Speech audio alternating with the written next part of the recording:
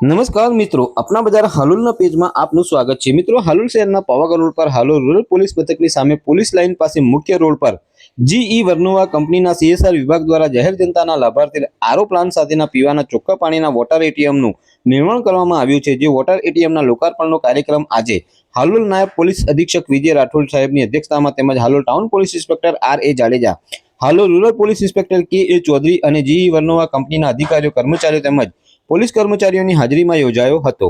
જેમાં નાયબ પોલીસ અધિક્ષક વિજય રાઠોડ દ્વારા વોટર એટીએમનું રિબિન કાપી તેનું ઉદ્ઘાટન કરી લોકાર્પણ કરવામાં આવ્યું હતું। જેમાં આ વોટર એટીએમ થકી આસપાસના વિસ્તારના લોકો સહિત આ રોડ પરથી પસાર થતા મુસાફરો, રાહદારીઓ તેમજ પગપાળા પાવાગઢ ખાતે આવતા યાત્રિકોની પીવાના પાણીની જરૂરિયાત સંતોષાશે। જેમાં ₹1 1 લીટરનો પાણીનો બોટલ અને ₹5 20 લીટરનો જગ પાણીનો ભરાશે તેવી વિગતો મળવા પામેલ છે।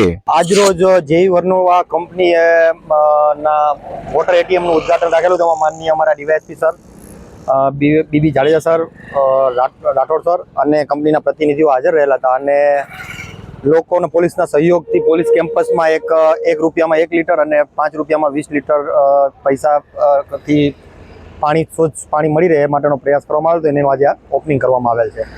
Jadeja, police inspector, Halol town.